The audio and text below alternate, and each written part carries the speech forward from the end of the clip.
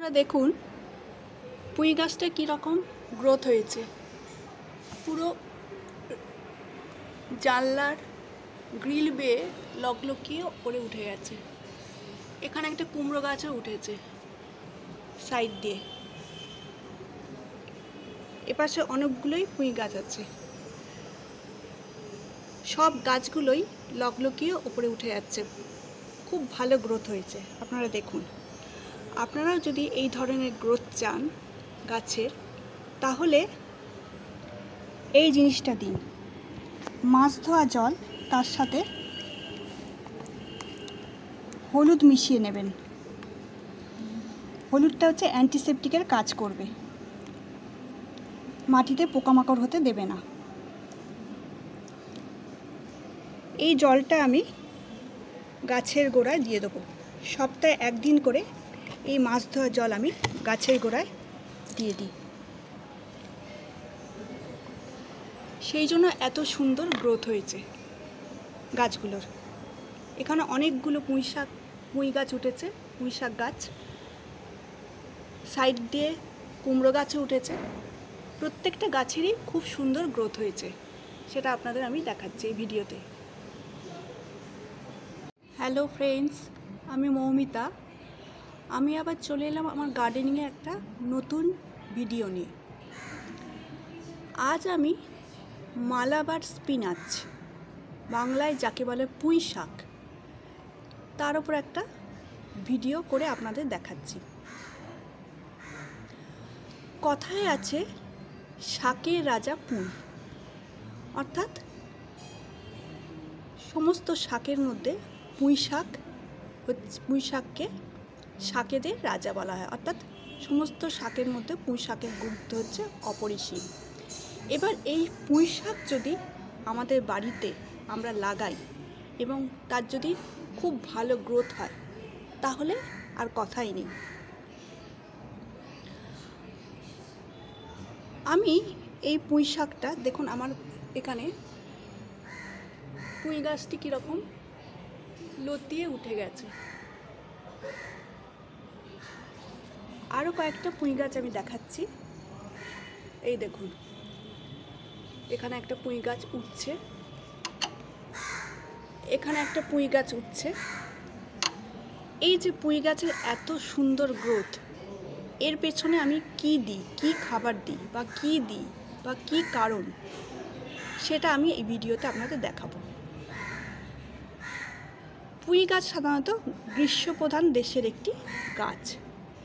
এই গাছ গ্রীষ্মকালে এবং বর্ষাকালে খুব ভালো হয় এবং এই শাক হচ্ছে খেতে সুস্বাদু। এর গন্ধটিও সুন্দর। এই শাক হচ্ছে আমরা বাঙালিরা প্রায় প্রত্যেকেই খেতে পছন্দ করি।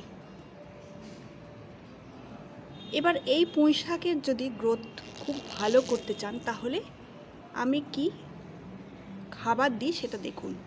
এত সুন্দর গ্রোথ হওয়ার পেছনে কি আমি খাবার দিয়েছি সেটা আমি আপনাদের দেখাচ্ছি। এই পুঁই গাছগুলো আমি বীজ থেকে তৈরি করেছি। বীজটি অবশ্যই ভালো মানের হতে হবে।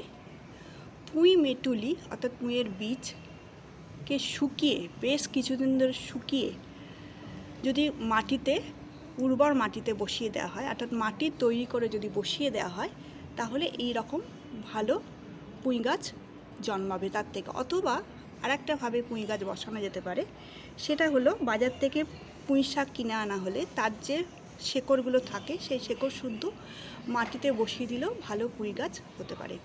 শুধু পুঁই গাছ জন্মালেই তো হবে না, তার ভালো যাতে গ্রোথ হয় তার দিকেও আমাদের দৃষ্টি দিতে হবে। তা আমি কি কি খাবার দিচ্ছি এই পুঁই গাছে সেটা আমি দেখাচ্ছি। এখানে আছে পেঁয়াজের খোসা ভেজানো জল। এটাকে আমি একটা পাত্রে নিয়ে নিচ্ছি ওপর থেকে।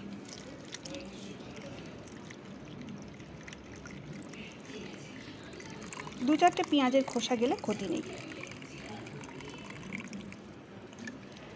আর দিচ্ছি আমি, এইটা হলো ভাতের চাল 2-3 বার ধোয়ার পর তারপরে সেই জলটা ফেলে দেওয়ার পর যে চাল ধোয়া জলটা পড়ে থাকে সেই চাল ধোয়া জলের সাথে চায়ের পাতাকে আমি চা করার পর যে চায়ের পাতাটা আমরা ফেলে দিই সেই চা পাতাটা ধুয়ে চিনিটাকে বাইরে বার করে দিয়ে সেই চা পাতা ভিজিয়ে রেখেছি আমি 2 দিন। এই দুটো জিনিসকে আমি মেশাবো, যা একটা অনুখাদ্যের কাজ করবে।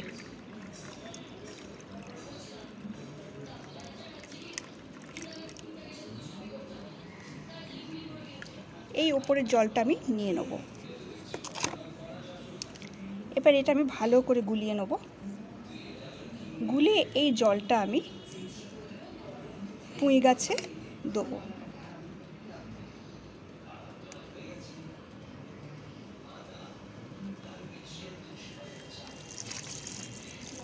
পুরো জলটাই আমি পুঁই গাছে দিয়ে দিলাম। যেহেতু বড় টব, প্রায় 500 ml মতো জল আমি এই পুঁই গাছের টবে দিয়ে দিয়েছি।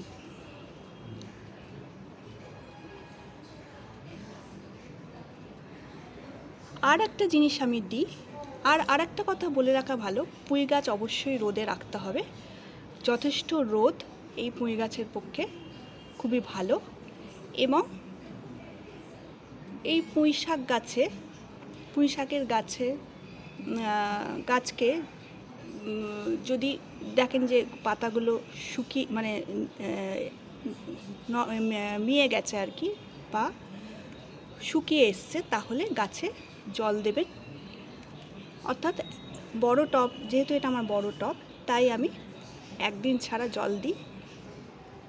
আপনাদের ছোট টব হলে আপনারা প্রতিদিনই জল দেবেন। দেখবেন পাতাগুলো যাতে হেলে না পড়ে বা নেতিয়ে না যায়।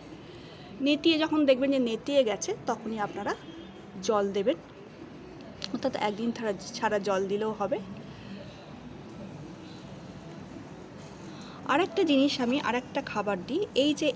যেটা দিলাম আমি এই খাবারটা আমি 10 দিন, 1 দিন দিলাম, তার 10 দিন পর আমি আরেকটা খাবার দিই। সেটা হচ্ছে মাছ ধোয়ার পর যে লাল জলটা থাকে, মাছ মাংস ধোয়ার পর সেই লাল জলটার সাথে, সেটা আমি আপনাদের দেখাবো, সেই লাল জলটার সাথে হলুদ, প্রায় 1 চামচ মতো হলুদ ভালো করে মিশিয়ে, হলুদ হচ্ছে অ্যান্টিসেপটিক, এটা মাটির কীটপতঙ্গ, পোকামাকড় সমস্ত দমন করতে সাহায্য করে। সেই জলটাকে আমি 10 দিন পর আবার দিয়ে দেবো। আবার তার 10 দিন পর আবার খোল পচা জল। এইভাবে আমি ঘুরিয়ে ফিরিয়ে খাবার দিই, যার ফলে আমার মাটিটা হচ্ছে খুবই উর্বর হয়েছে এবং পুঁই গাছটা খুব ভালো ফুটেছে।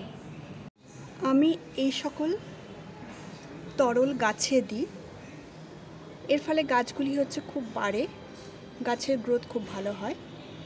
এগুলো আপনারাও দিয়ে দেখুন, আপনাদেরও গাছের গ্রোথ খুব ভালো হবে। ধন্যবাদ। আপনারা যারা এখনও চ্যানেলটিকে সাবস্ক্রাইব করেননি, আমার চ্যানেলে নতুন, তারা চ্যানেলটিকে সাবস্ক্রাইব করে পাশে থাকবেন। পাশে থাকে বেল আইকনটিও প্রেস করে দেবেন এবং বন্ধু বান্ধব সকলকে ভিডিওটি শেয়ার করে দেবেন।